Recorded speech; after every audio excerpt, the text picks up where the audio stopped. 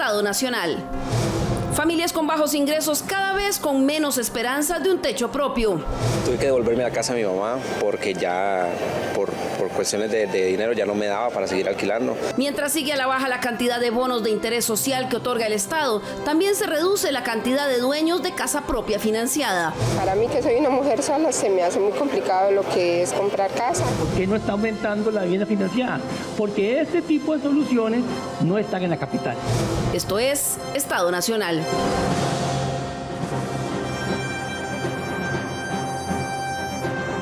Muy buenos días, bienvenidos a una nueva edición de Estado Nacional. Muchas gracias por acompañarnos este domingo. Hoy vamos a hablar del estado del parque habitacional en Costa Rica y qué está sucediendo en el mercado de la vivienda. Para ello invitamos a Melisandro Quiroz, quien es el director ejecutivo del Centro de Estudios del Negocio Financiero e Inmobiliario, que en días recientes presentó una radiografía de la tenencia de vivienda en Costa Rica. Bienvenido, don Melisandro, qué gusto tenerlo en Estado Nacional. No, muchas gracias por la invitación, doña Liliana, y con estos panelistas muy agradecidos por estar acá. Creo que aquí hay el conocimiento necesario sobre este mercado. También nos acompaña el día de hoy el ingeniero Guillermo Carazo, quien es director ejecutivo del Colegio Federado de Ingenieros y Arquitectos, quienes también le llevan el pulso a este mercado y el año pasado presentaron una nueva edición del reporte Balance y Tendencias del Sector Vivienda, que hacen en conjunto con el programa de posgrado de Arquitectura de la Universidad de Costa Rica, ¿verdad? Buenos días. Buenos días, Liliana, un gusto estar aquí con tu programa y un saludo a todos los televidentes este domingo en la mañana. Además, está con nosotros el ingeniero Alfredo Bolio, quien es vicepresidente de la Cámara Costarricense de la Construcción. Bienvenido, don Alfredo. Muchas gracias a usted, doña Liliana, por invitarnos hoy al programa.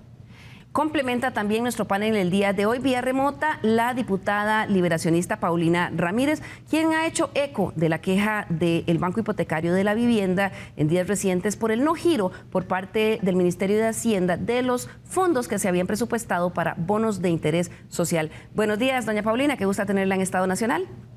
Muy buenos días y muchas gracias por la invitación y tener la oportunidad de discutir un tema tan importante para los costarricenses.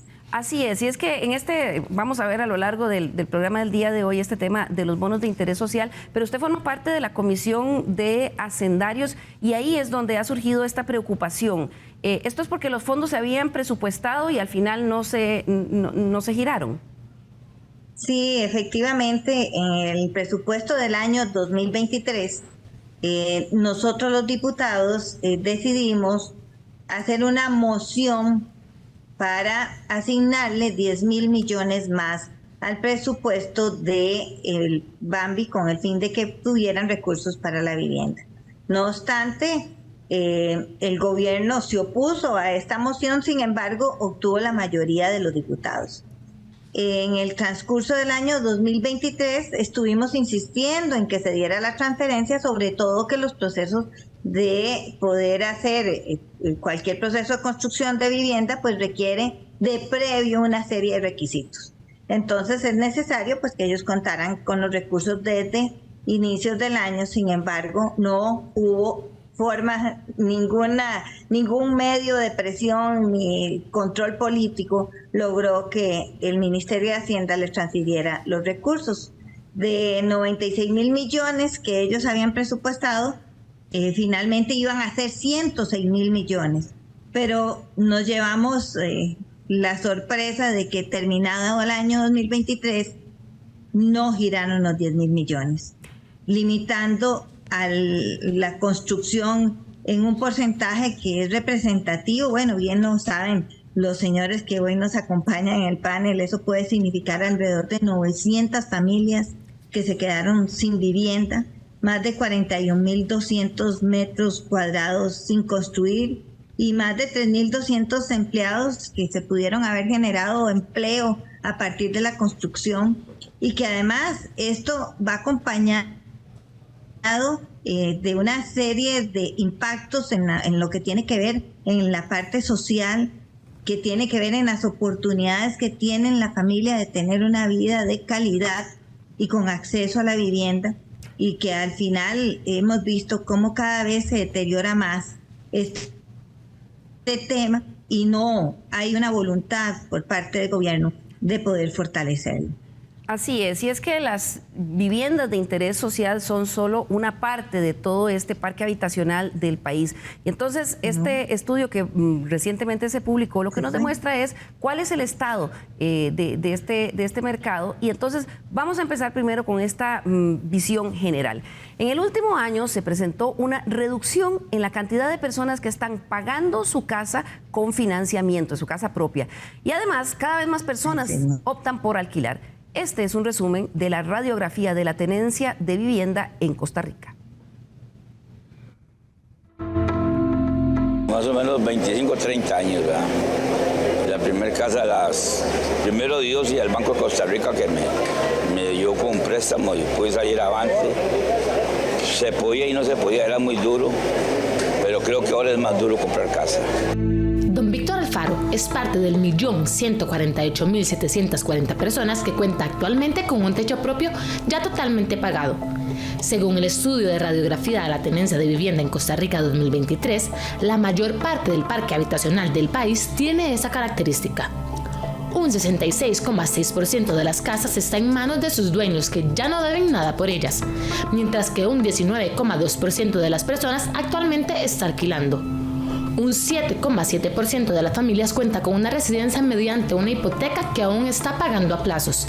Según este informe del Centro de Estudios del Negocio Inmobiliario, un 6,4% de las personas dice vivir en un inmueble que le fue prestado o cedido, mientras que un 0,8% tiene como morada un precario.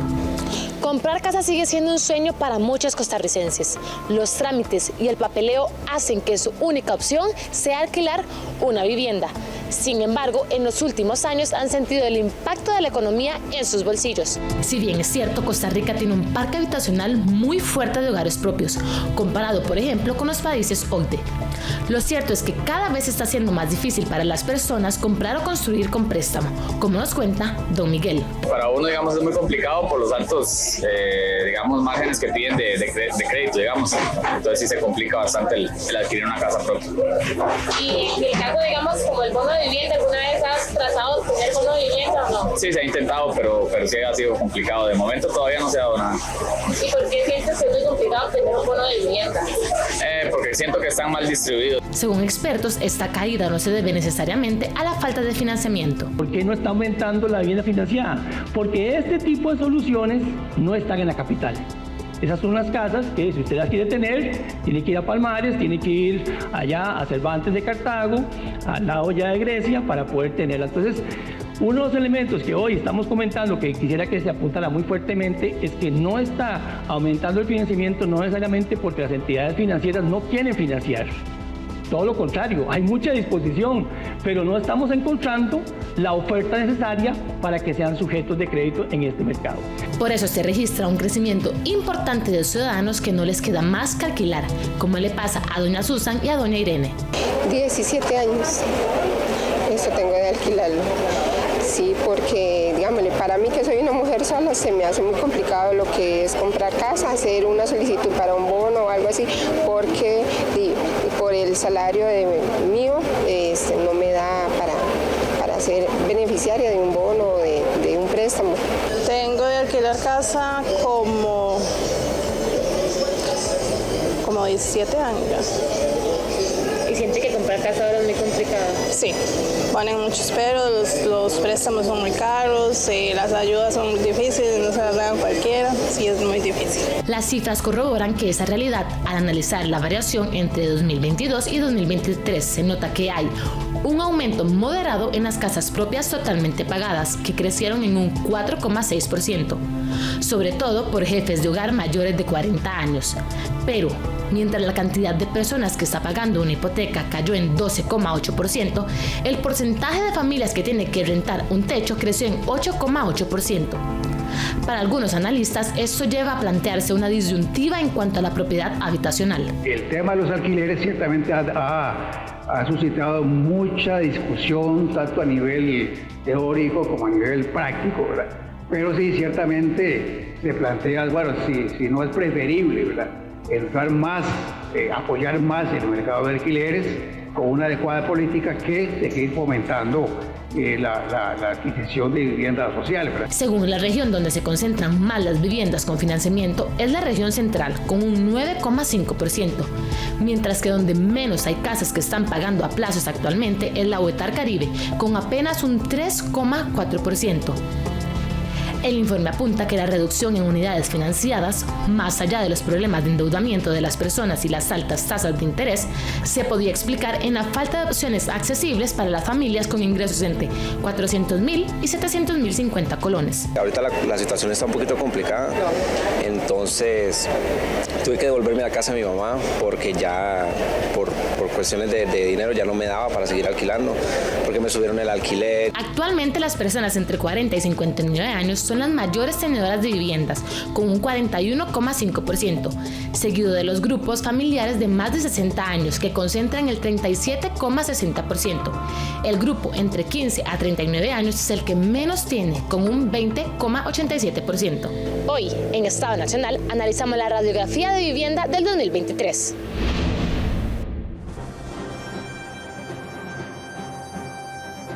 Bien, estos son algunos de los resultados de esta radiografía del parque habitacional. Don Melisandro Quiroz es uno de los autores de este reporte.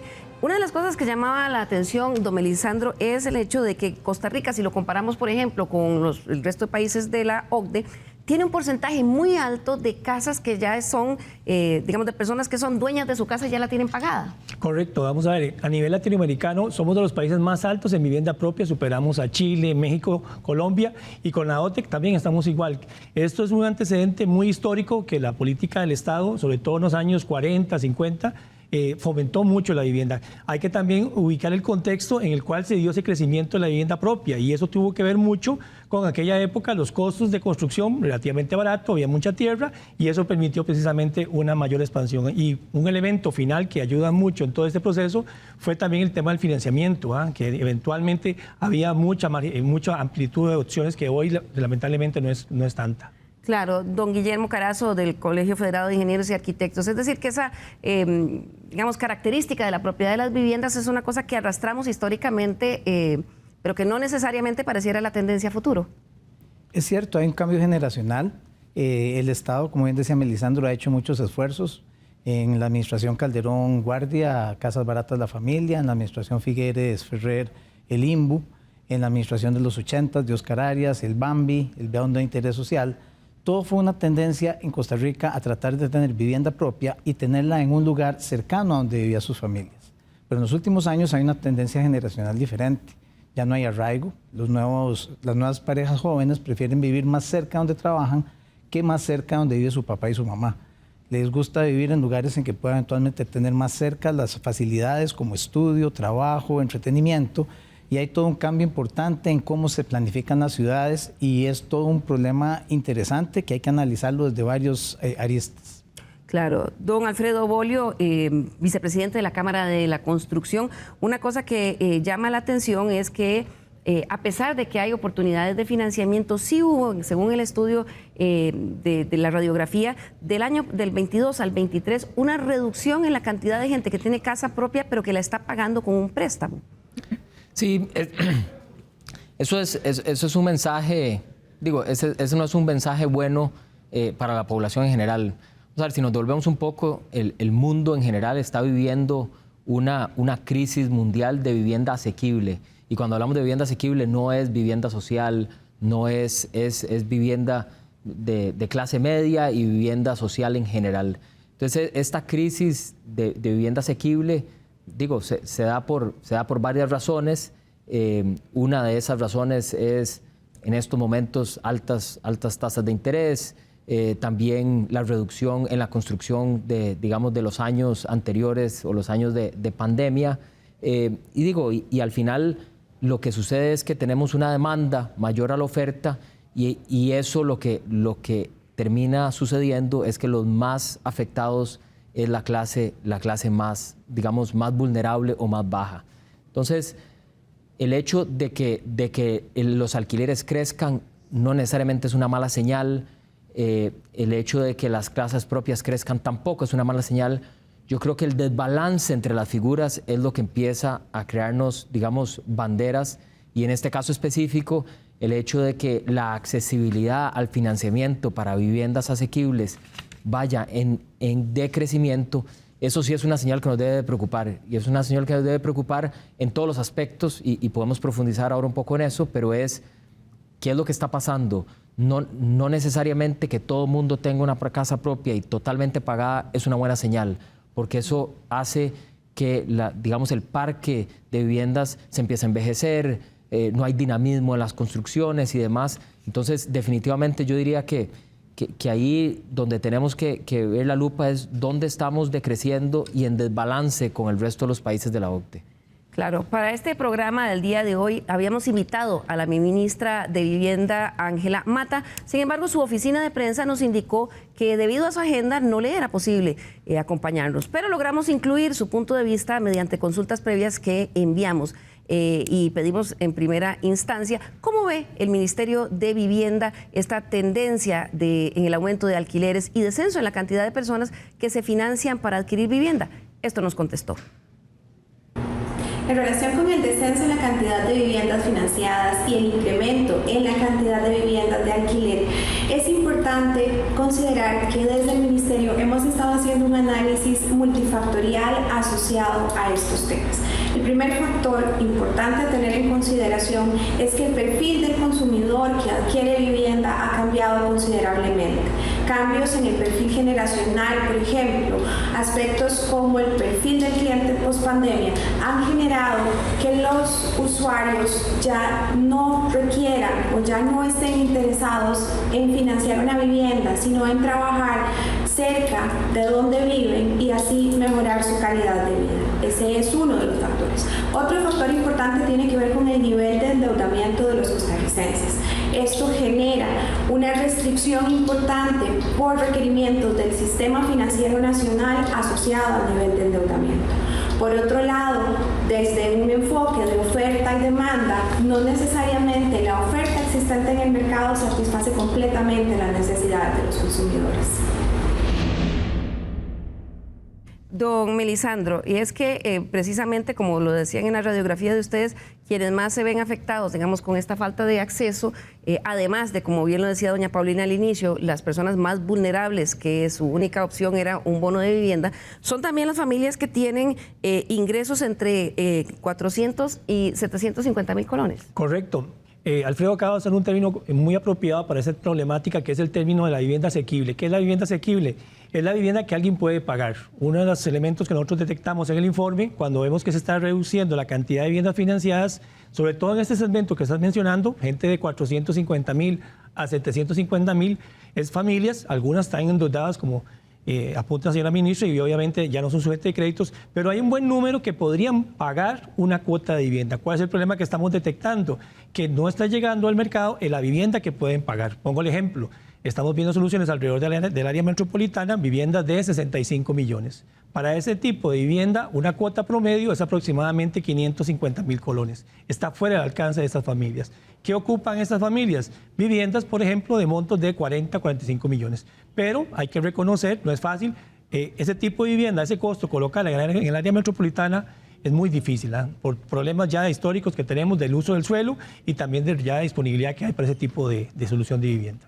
Claro, y es que si vemos el total de metros cuadrados que se construye en el país, la construcción de edificaciones para uso habitacional es el principal rubro de construcción en Costa Rica, al menos en cuanto a eso, a la cantidad de metros cuadrados. Según vemos en esta gráfica, que es parte del reporte del Colegio Federado de Ingenieros y Arquitectos, el año pasado la mayor cantidad de lo que se construyó fue para efectos de vivienda, seguido, pero Guillermo, por mucho más atrás, por los de uso urbanístico, comercial, industrial, obras complementarias, otros e institucional. Las casas son lo que mueven el negocio, la actividad de la construcción en Costa Rica. El negocio de la construcción, digamos, el sector de la construcción, construye un 75% residencial y generalmente era vivienda unifamiliar. De ellas, probablemente un 80% es vivienda hormiga, una a una, que se construye en distintas partes del país. Eso ha ido cambiando a escalas como la que acabas de mostrar, donde ya estamos bajando cerca de un 60% y disminuyendo, empiezan a haber otro tipo de obras. Empieza además también en la parte residencial a ser cada vez más importante el tema de apartamentos. Antes era un 5%, ahora anda casi cerca entre el 20 y el 30% de la construcción de residencial se hace en apartamentos. Eso nos lleva a muchos temas. No se pueden hacer edificios de apartamentos en todos los cantones. Los planes reguladores no los permiten. Y al no permitir los planes reguladores esto, necesitamos una forma de poder desarrollar y por eso se ven más edificios en los cantones en los que sí se puede. Es importante pensar en temas de cambios reguladores. Es importante una ingeniería financiera también para poder hacer accesible el crédito a esas familias que están en el centro, que cada vez son más deciles. Yo calculo que debe ser cerca del 30% de la población que no califica para un crédito y no califica para un bono. La reducción de la cantidad de bonos que se están dando anualmente respecto a lo que se daba en décadas atrás e incluso en los últimos años, también hace que el sector marginal sea cada vez tenga más problemas de poder adquirir vivienda. Claro, otra cosa es, que lo vi en el informe que ustedes publicaron, es que se llama Balance y Tendencias del Sector Vivienda 2022, que publicaron, como decíamos, con el programa de posgrado de Arquitectura de la Universidad de Costa Rica. En nuestro país, para ese año, el 2022, se contabilizaban, y ahí lo vamos a ver en pantalla, 136.850 familias que vivían en casas en mal estado. Don Guillermo, esto es un porcentaje muy alto, más bien, un porcentaje muy alto de estas familias son las de menos ingresos. Generalmente son familias de menos ingresos y es un problema importante. El resto de América Latina habla de un déficit habitacional y el problema es que una familia tenga casa. En Costa Rica el déficit habitacional es bajo, gracias a las políticas de vivienda de los últimos 40 años principalmente.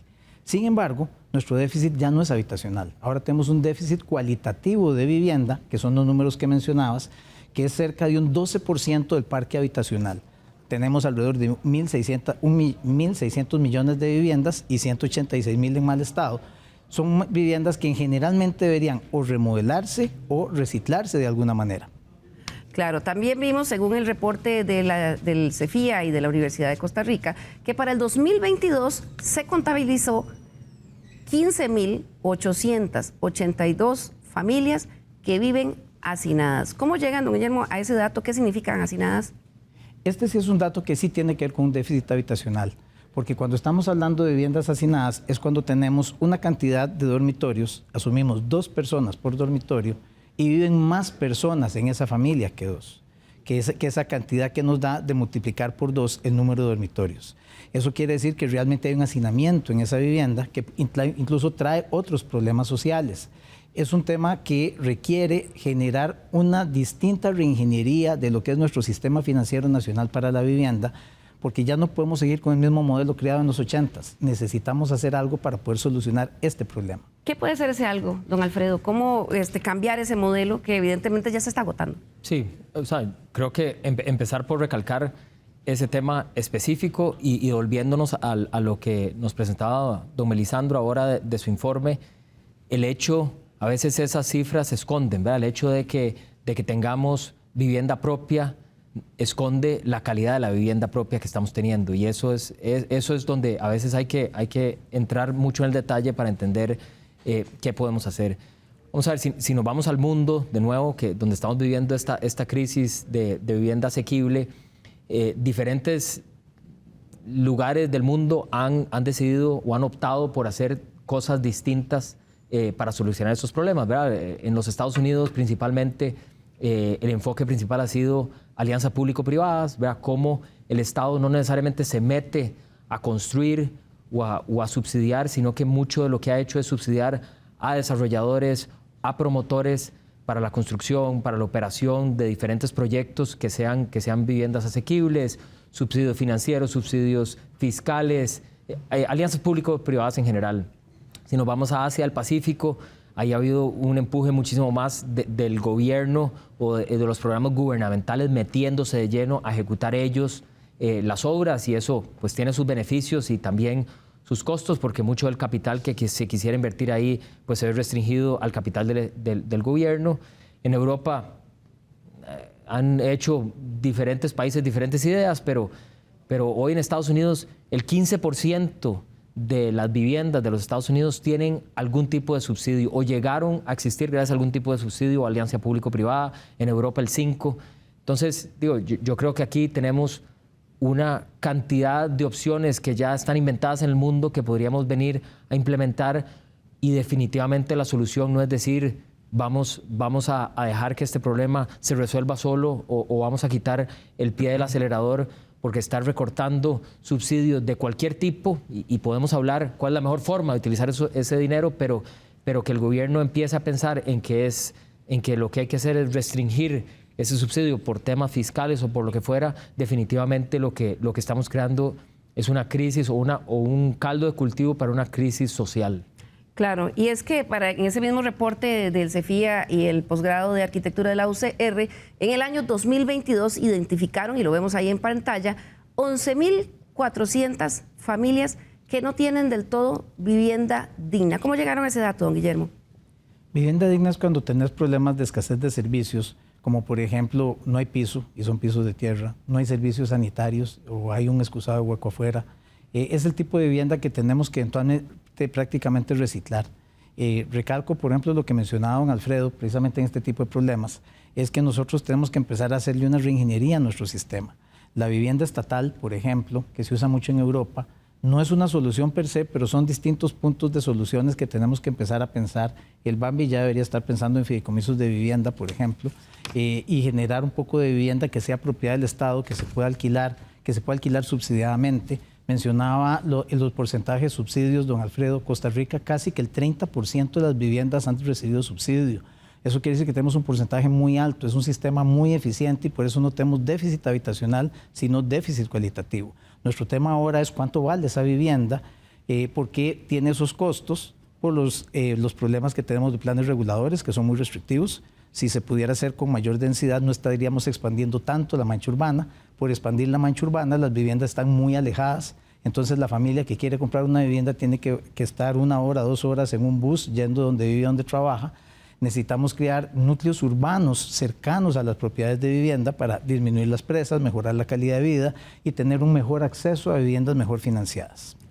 Claro, a la ministra de Vivienda le preguntamos si está considerando impulsar más esta opción o opciones distintas mediante la política pública para estos estratos de la población que no tienen acceso. Veamos qué nos dijo. En referencia al tema de los alquileres, aquí es importante hacer hincapié en que el Estado ya contempla o ya considera la figura del subsidio de alquiler para las familias que están en línea de pobreza o en pobreza extrema. Este subsidio es entregado por el IMAS y obedece a una serie de requerimientos de asistencia social que tiene ya el Poder Ejecutivo considerado dentro de su estructura programática. Por otro lado, el sector vivienda sí está haciendo un esfuerzo importante. Se encuentra, de hecho, en este momento constituida una mesa técnica en donde están diferentes actores para analizar las diferentes alternativas para clase media. Una de ellas podría ser, por ejemplo, la vivienda de alquiler o la incorporación de alternativas o iniciativas público-privadas en el desarrollo de edificaciones que puedan ser destinadas a alquiler. Doña Paulina, precisamente por todas estas nuevos desafíos que tienen los otros segmentos, digamos, de clase media y de ingresos más bajos, es que se vuelve más crítico el problema todavía para los que del todo no tienen posibilidades y los que antes pues aspiraban a los bonos de vivienda. Sí, efectivamente. El sector de clase media precisamente es el que tiene menor acceso al crédito. Es por eso que precisamente esta misma semana nosotros aprobamos el expediente 23.312 que fue impulsado por la Fracción de Liberación Nacional, que es la reforma a la ley 7052, ley del Sistema Financiero Nacional para la Vivienda y creación del BANVI para reformar el Fondo Nacional y promover el acceso de vivienda para la clase media. ¿Qué es lo que pretende este proyecto? Bueno, este proyecto va a permitirle o autorizar al BANVI que utilice parte de los fondos que financian el sistema FONAVI en la adquisición de créditos y títulos hipotecarios que emitan desarrolladores privados en los proyectos. Así que esto permitiría que la clase media pueda tener mayor acceso y poder ellos actuar mediante esa tercerización como un verdadero financista de este tipo de proyectos. Entonces estamos hablando de que el proyecto podría abrir un espacio para que las personas de clase media tengan acceso al crédito. Y por otro lado, pues también buscar la manera de que el gobierno impulse más el financiamiento para este tipo de proyectos, que si vemos bien, durante los años 2020 al 2024 ha habido una tendencia a disminuir el presupuesto para la vivienda, y la suma de lo que se ha venido reduciendo es 114.971 millones. Eso podría haberse traducido en 11.130 viviendas que hoy no han tenido acceso los costarricenses. También, bueno, nos damos cuenta, y yo creo que todos leímos hoy la noticia, de que el fondo de FODESAF, que es de donde se giran los recursos para lo que tiene que ver vivienda, está siendo recortado en un porcentaje bastante alto, porque la ley 9635 advirtió desde su creación que el fondo de FODESAF no podía ser menor a 255.583 millones.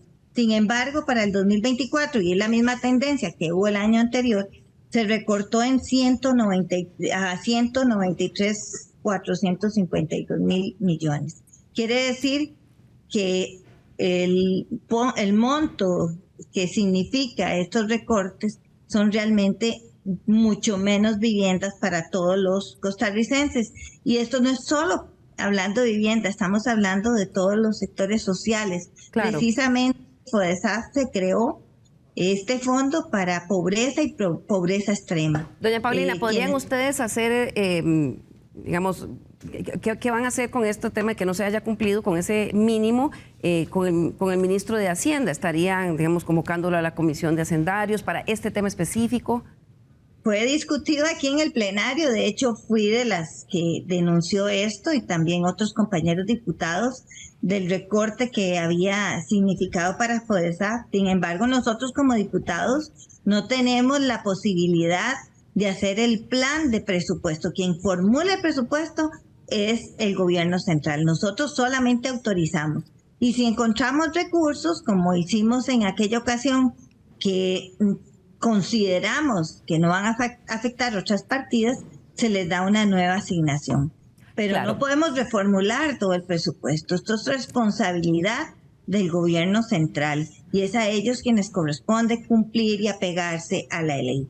Esta denuncia se hizo, y bueno, ya hoy vimos que ya quedó claramente definido que hay una irregularidad y que es ilegal haber dejado de presupuestar el fondo mínimo que se había dejado por ley. Sin embargo, no hay voluntad ni de cumplir la ley, así lo manifestó el mismo ministro.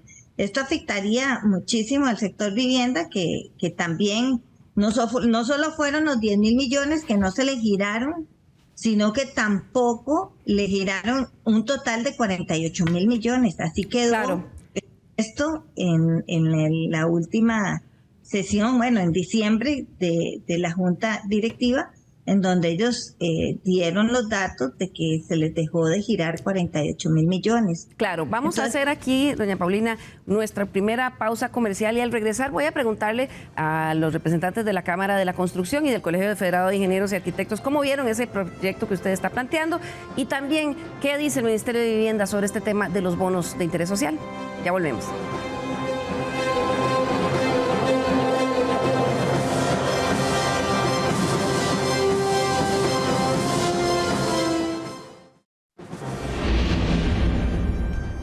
Recuerde nuestro correo l.carranza@teletica.com. Nos interesa conocer sus consultas, críticas y sugerencias. Usted también puede hacer sus comentarios a lo largo del programa a través del número de WhatsApp 6424-1777. Gracias por continuar con nosotros. Hoy que analizamos la situación del parque habitacional de Costa Rica. Todos, no solo las viviendas de interés social, sino también cómo están las viviendas en nuestro país. Antes de continuar, antes de irnos a la pausa, nos comentaba la diputada Paulina Ramírez de un proyecto de ley que estaban proponiendo. Quería consultarle, y empiezo con usted, don Alfredo, ¿cómo ven esa iniciativa? ¿Creen que pueda ayudar un poco a esta situación? Sí, bueno, vamos a ver, yo creo que todo esfuerzo que se haga en tema de vivienda y mejora a nuestro parque habitacional es favorable. Creo que doña Paulina y el equipo que ha estado trabajando con ella ha venido trabajando con el Colegio Federado de Ingenieros y Arquitectos, con la Cámara de la Construcción y con varios otros entes gremiales para que estos proyectos vayan consensuados y de la mano. Creo que definitivamente el estar impulsando un mayor dinamismo a través del Bambi y lo que hacen las distintas instituciones es favorable, y creo que también aparte de lo que ya se está trabajando, creo que tenemos también que empezar a pensar cuáles son las próximas ideas, qué diferente vamos a hacer, porque no tenemos que encajonarnos únicamente en temas de lo que hemos venido haciendo, en temas de bonos de vivienda. Ahí hemos estado comentando con varios grupos qué podemos hacer con los fondos de pensiones. Podrían los fondos de pensiones empezar a apoyar temas de vivienda asequible, subsidios de arrendamiento, también bonos de arrendamiento. Podríamos empezar a pensar en no dar bonos de propiedad y dar bonos de arrendamiento para poder abarcar una mayor cantidad de personas. Entonces, definitivamente, digo, el esfuerzo de la diputada Paulina y el resto del equipo definitivamente es algo que hemos venido trabajando en conjunto con ellos, pero también tenemos que ir pensando en esas ideas también a futuro y cosas que debemos desarrollar innovadoras para poder no seguir únicamente haciendo lo que y encajonarnos en lo que hemos venido haciendo. Claro, y es que cuando nuestra compañera Kaylin Baker salió a la calle a conversar con la gente, muchas personas coincidían en que habían tratado de conseguir un bono de vivienda y que no les era posible, era muy complicado. Y es que vamos a ver qué es lo que ha pasado en los últimos años con la cantidad de bonos de vivienda que entrega el Banco Hipotecario de la Vivienda. Para el año 2020 se entregaron 12.873 soluciones de este tipo. Para el 21 habían bajado a 11.428.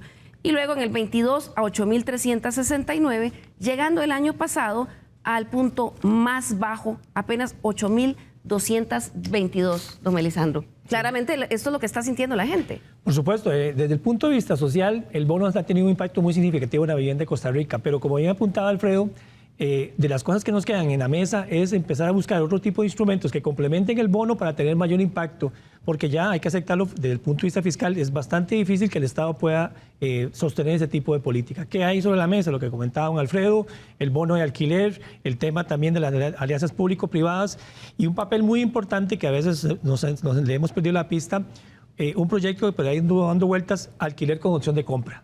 Eso es un elemento que no hay que perder de vista. Vamos a hablar ahora más adelante de ese tema. Como les decíamos al principio del programa, aquí invitamos a la señora ministra de Vivienda para que participara en este conversatorio. A través de su oficina de prensa nos dijo que no era posible por su agenda, pero sí logramos hacerle algunas consultas que nos contestó previamente en un video. A ella le consultamos esta situación de los bonos de vivienda. ¿Cómo lo ve el Ministerio de Vivienda? Esto nos dijo. Los recursos asignados al Sistema Financiero Nacional para la Vivienda son recursos que se destinan anualmente vía presupuesto. Son recursos que se aprueban desde la Asamblea Legislativa y se ejecutan desde el sistema financiero, específicamente desde el Banco Hipotecario de la Vivienda. En este sentido, es importante aclarar que los presupuestos sufrieron en el 2020 una baja considerable. A partir del 2021 se incrementaron, 2022 sufrieron un leve incremento y para el 2023 y el 2024, conscientes completamente en la administración Chávez Robles de la necesidad de trabajar de manera integral el sector vivienda como parte de la mejora en la calidad de vida de las personas, se han incrementado. De hecho, para este 2024 el presupuesto es de alrededor de 133.000 millones. Don Guillermo, con esta respuesta, bueno, tienen fondos, ella dice disponibles, sin embargo, los temas fiscales siguen asfixiando este tipo de soluciones. ¿Cómo ven ustedes esto que planteaba don Melisandro de la posibilidad de esta renta subsidiada, por ejemplo? Creo que el problema es más amplio, Liliana. Y, por ejemplo, podemos eventualmente decir, el INBU se creó en los 50s y en los 60s y en los 70s se hace vivienda construida por el Estado. Pero en los 80s, después de la crisis del 81, ese sistema se cae. Viene en el 88 el Sistema Financiero Nacional para la Vivienda, que por mucho es la asociación público-privada más exitosa que ha tenido Costa Rica. Porque los que construyen es el sector privado y es coordinado a través de fondos del sector público y ha sido un sistema que ha generado una cantidad de viviendas, alrededor de casi 400,000 viviendas, que es casi un 40% de nuestro parque habitacional, y es la que hace que no tengamos déficit habitacional. Pero todo ese esfuerzo se hace en el Bambi, nunca ha tenido los fondos de Hacienda. Nunca. No es que este año, ni el año pasado, ni hace 5 años. No es la primera vez. Años, nunca. En los últimos 30 años, desde que yo tengo historia de esto, nunca Hacienda ha aliado los fondos que por ley le tocan. Y esos fondos, más bien, si antes era un porcentaje, ha ido recortándose y recortándose y recortándose. Eso nos lleva a que, por ejemplo, entre el 18 y el 20, más o menos andamos en el orden de 11,000 a 12,000 viviendas, pero antes eran 16,000 viviendas con menor población. La pandemia nos afecta y efectivamente estamos en los números más bajos de toda la historia del Sistema Financiero Nacional para la Vivienda. Hablé de ciclos, ya se cerró el ciclo, eso es hacer un bono para regalar vivienda. Hay que hacer una reingeniería. El proyecto de ley que menciona Paulina es muy bueno porque el Bambi, desde su fundación, tenía al FONAVI para generar vivienda para clase media y al FOSUBI para generar vivienda para clase baja. El FONAVI en 40 años nunca ha funcionado, nunca. El Bambi solo ha sido el FOSUBI. Ese proyecto de ley que menciona Paulina, que nos estaba mencionando Paulina, nos lleva a ver si podemos reactivar al FONAVI como un fondo que pueda generar créditos subsidiados, vivienda en alquiler, fideicomisos de vivienda, intereses de alquiler, vivienda estatal, que se pueden eventualmente realizar a través del FONAVI. Y esa puerta se abre con este proyecto de ley, tomando en cuenta el FONAVI. Pero entonces necesitamos dos cosas, que Hacienda realmente dé los fondos que tenía que eventualmente dar, por lo menos para generar un capital semilla en el FONAVI, para poder generar estos instrumentos que son los necesarios para poder suplir vivienda, no solo a la vivienda social de las clases más marginadas, que tenemos que decirlo, es la asociación público-privada más exitosa que tiene el país, y así es como tenemos que reconocerla. Pero también tenemos un problema de que hay un 20-30% de la población que no está teniendo acceso a obtener su vivienda. Hay un fenómeno interesante también, hay gente que le gusta comprar vivienda para alquilarla. Bueno, pero eso es quienes quieren, más recursos. Sí. Porque eso me lleva, don Alfredo, varias personas aquí me decían, bueno, pero es que lo que pasa es que los bancos, no hay forma de calificar en los bancos. No sé, una persona que tal vez tiene un trabajo técnico y la esposa tiene un trabajito informal, no califican. Entonces la pregunta es, si no califican para las soluciones de vivienda que hay en este momento, o es que no se están desarrollando soluciones de vivienda para ese quintil de la población que no son, digamos, los que están bajo la línea de pobreza, pero no les alcanza el salario para las opciones que hay. Sí, y buenísima la pregunta, porque creo que ahí es donde tenemos que estar verdaderamente entendiendo este mapeo. O sea, lo primero es, yo creo que en nuestro país en general, y don Guillermo lo tocaba muy bien, hemos hablado siempre de vivienda social, punto. Y nos hemos olvidado que la vivienda asequible no es solo vivienda social, sino hay vivienda de clase media, que le llamamos. Claro. Y el apoyo a esa vivienda de clase media prácticamente ha sido nulo. Hemos hecho esfuerzos de todo tipo, pero en realidad el enfoque ha sido vivienda social. Como bien mencionado don Guillermo, ha sido una extraordinaria alianza público-privada que es una lástima verla decreciendo en estos momentos, porque verdaderamente son familias menos que estamos tocando. Pero definitivamente la vivienda de clase media también requiere de apoyo. Entonces, esas apreciaciones de nadie está calificando es una conjugación de tres grandes cosas. Uno, no hay opciones de vivienda verdaderamente de clase media, asequible, en los lugares adecuados. ¿Por qué? Porque cuando nos vamos con esa vivienda asequible a las periferias, lejos del trabajo, lejos de centros de transporte, lejos de centros de educación, al final del día, sí, perfecto, podemos clasificar y lo podemos lograr, pero me estoy alejando del posible desarrollo de las familias, de sus hijos y eventualmente, de la calidad de vida y creación patrimonial de esa familia. Tema número uno. Tema número dos, no hay absolutamente ningún subsidio para esa. Es decir, ¿y cuáles subsidios? No necesariamente estamos hablando de que sea un bono o un tipo bono. Pueden haber financiamientos especiales, pueden haber otro tipo de alianzas públicos privadas como la que mencionaba don Guillermo. Es decir, existen muchos mecanismos ya inventados en el mundo para apoyar e incentivar la vivienda de clase media y verdaderamente ha sido muy difícil lograr eso. Entonces, con la conjugación de esos dos esquemas, llegamos al banco y entonces típicamente lo que sucede es que tenemos una vivienda sin ningún tipo de apoyo, con una familia sin ningún tipo de apoyo y con una vivienda que no necesariamente es lo que la gente anda buscando, sino es lo que puede conseguir en el mercado. Claro, que es lo que usted mencionaba, don Melisandro, el día que presentó el estudio. Digamos, por supuesto hay personas que tienen el trabajo tal vez aquí en el centro de San José, pero el único lugar donde podrían más o menos acceder a una vivienda es en Cartago o mucho más lejos, o en Palmares. Sí. Y entonces eso significa que tienen que sufrir lo que hemos estado sufriendo esta semana, estas presas, porque además el transporte público no permite que eso sea. Sí, correcto. Ahí también nos lleva a otra dimensión que es importante en el tema de la vivienda, el tema de la obra pública. O sea, no se puede concebir un desarrollo inmobiliario, creo que don Guillermo y Alfredo, que lo ven en la parte profesional, si no tenemos una obra pública en toda la dimensión, no solo la terrestre, sino toda la movilidad, el tren urbano requerible, porque así las familias, independientemente de dónde vivan, esa movilidad le permite ese tipo de fluido.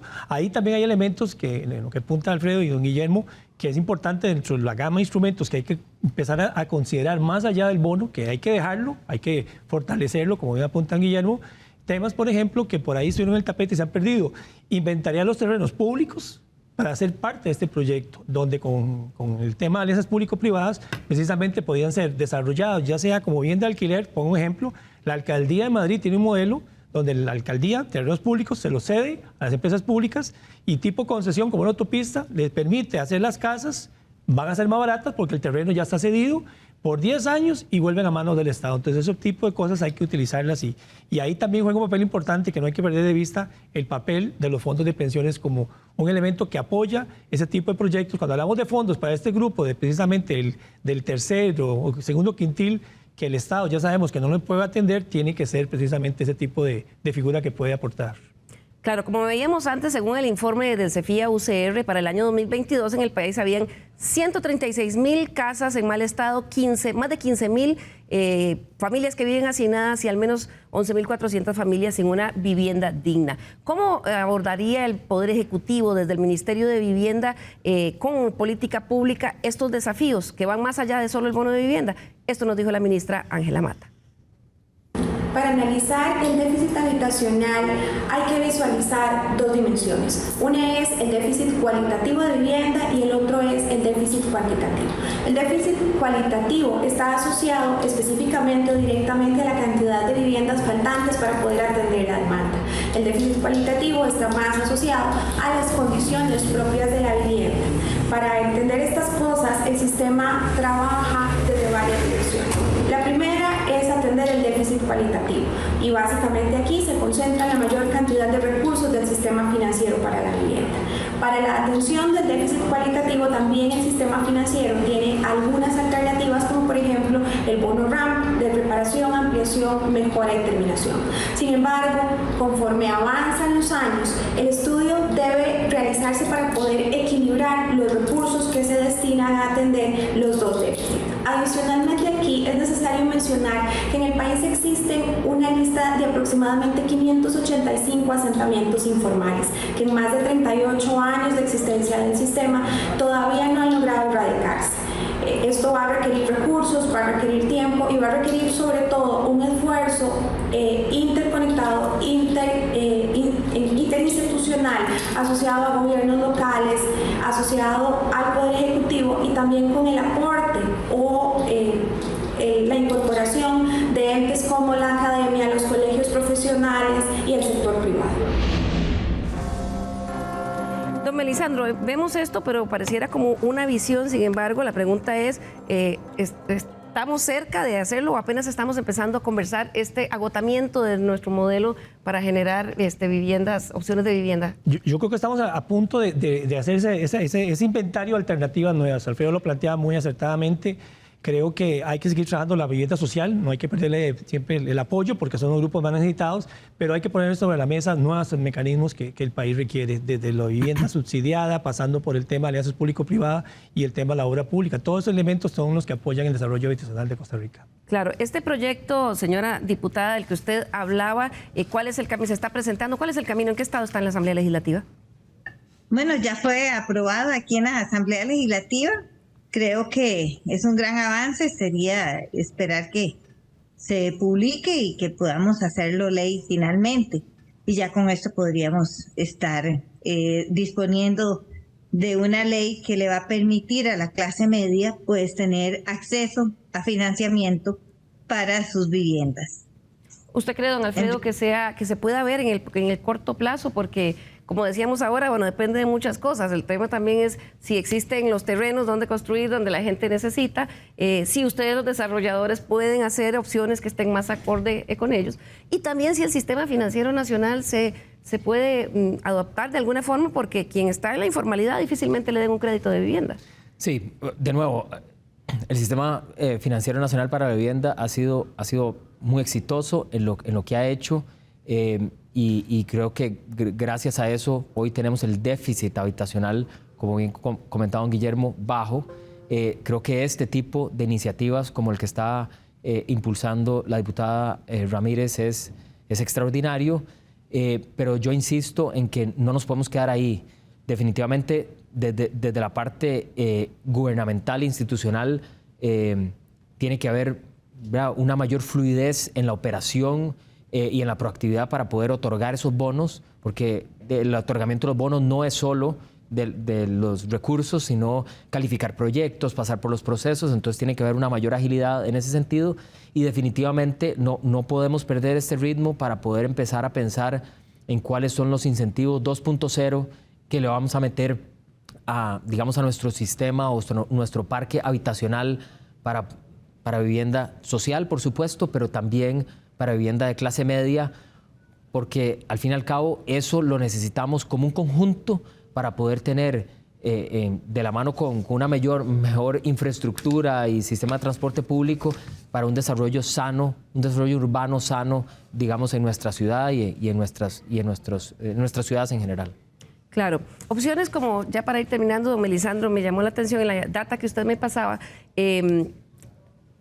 hay en el promedio de países OCDE, miden una de las categorías de propiedad de las viviendas que se llama renta subsidiada, y muchos países tienen promedios altos del parque habitacional, 6, 7, 8% de las viviendas están en esa figura.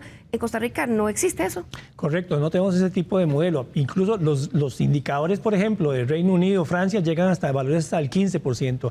La renta subsidiada son modelos donde el Estado hace la vivienda, la gente paga por el alquiler al Estado. Hay que tener claro eso, no es gratis, y el Estado le da una renta preferencial. En algunos otros modelos, incluso el Estado le cubre una parte, pero la familia siempre paga. Entonces, nos falta eso en el parque habitacional de Costa Rica. Claro. Estamos llegando ya al final del programa. Voy a pedirle a nuestros invitados que en un minuto nos den una reflexión final. Voy a comenzar con la señora legisladora Paulina Ramírez, diputada de Liberación Nacional. Bueno, yo creo que la defensa de un derecho fundamental constitucional, como es el derecho a la vivienda, también todos nosotros, los legisladores, los costarricenses, tenemos que hacerlo valer. Sobre todo que estamos hablando de personas de bajos recursos que no han tenido acceso a su vivienda, a tener calidad de vida, que puedan tener recursos o acceso a financiamiento para poder tener esa vivienda que tanto han anhelado, y que son más de 400,000 costarricenses que no tienen vivienda de calidad, que les permita tener una vivienda digna, y que hoy es necesario que el gobierno central haga un gran esfuerzo para poder dar los recursos que por ley, y si no por ley, por lo menos los suficientes, porque cuando hay una situación de crisis financiera, pues todos tenemos que estar limitados, pero eso no significa que estos derechos fundamentales los debilitemos a tal grado que cada vez se vaya sintiendo en la población que no tienen acceso casi que del todo, porque las ventanillas actualmente están cerradas precisamente por falta de recursos. Claro. Y eso pues hace mucho daño a la población. Muchísimas gracias, señora diputada. Continuamos con don Melisandro Quiroz del Centro de Estudios del Negocio Financiero e Inmobiliario. Quizás mi punto de cierre aquí, lo relevante es considerar lo que hemos estado hablando en la mañana de hoy, y es todo el conjunto de instrumentos que puede el Estado realmente utilizar. Particularmente lo que uno tiene que ver es que la política habitacional no se resume únicamente al bono, sino a todo lo que podemos tener, como hemos hablado, el tema de bono para las familias jóvenes, el tema del leasing habitacional, el tema de las alianzas público-privado que hay que tomar en cuenta. Y yo cierro acá diciendo que esto es un ejercicio con muchos actores. El gobierno, la parte institucional, los colegios, en este caso CEFIA, la empresa privada, todos tenemos que poner de nuestra parte para hacer ese conjunto de instrumentos más amplios de los que hoy tenemos. Muchas gracias, don Melisandro. Continúo con don Guillermo Carazo, director ejecutivo del Colegio Federado de Ingenieros y Arquitectos. Gracias, Liliana. Nosotros vemos el tema un poco más integral. No vemos una solución en el corto plazo, creemos que hay que apuntarle al mediano plazo. Vos dijiste las palabras claves, Liliana: calidad de vida. Vivienda es una forma de calidad de vida, pero tiene que estar en un entorno que me dé calidad de vida. Tengo que tener parques, áreas de distracción, áreas de trabajar, no pasar 2 horas en una presa y volver a pasar otras 2 horas en una presa. Eso quiere decir que también tenemos que ver un tema de planes reguladores. Es un tema de ordenamiento territorial, de uso mixto, de modernizar los planes reguladores. No puede ser que los planes reguladores aquí duren 20 años y tengamos variables de hace 20 años. Es un tema de los servicios básicos. No podemos estar con racionamientos de agua que impiden el desarrollo. O sea, son muchos sectores que tienen que trabajarse de una manera concatenada para mejorar la calidad de vida. La parte financiera totalmente es un hecho que hay que resolverla. Los fondos de pensiones no se pueden meter directamente en temas de vida, pero tenemos que generar el herramientaje financiero para poder hacer que sí se pueda. ¿Qué es el título que puede comprar el fondo de inversiones para poder darle fondos al FONAVI del BAMBI, que estábamos hablando aquí ahora, para poder generar créditos subsidiados, renta subsidiada, fideicomisos de vivienda, viviendas del Estado? Muchísimas gracias, don Guillermo. Concluyo con don Alfredo Bolio, vicepresidente de la Cámara Costarricense de la Construcción. Sí, primero que todo, muchas gracias, doña Liliana, por el programa y por invitarnos hoy a hablar un poco de este tema que tanto nos apasiona. Definitivamente estamos viviendo una crisis mundial de vivienda asequible. Eso es una realidad. Estamos viviendo una crisis nacional de infraestructura y de transporte público. Esa es una realidad. Entonces, como sector, tanto el sector privado como el sector público, tenemos que sentarnos a entender cuáles van a ser los acuerdos a los que tenemos que llegar, porque creo que todos estamos de acuerdo que queremos un desarrollo sostenible, queremos mejores comunidades, queremos empleo y educación para todas las clases sociales, y verdaderamente para poder tener un desarrollo sostenible necesitamos de esas viviendas sociales, de esas viviendas de clase media y el conjunto de todos esos sistemas funcionando, como bien lo mencionaba don Guillermo, funcionando como un sistema para que verdaderamente podamos tener las ciudades que nos soñamos y en las que queremos vivir todos nosotros. Así es, para que podamos tener calidad de vida. Muchísimas gracias a nuestros invitados del día de hoy y también a ustedes en sus hogares por acompañarnos. Los esperamos el próximo domingo nuevamente aquí en Estado Nacional. Que tengan un feliz día.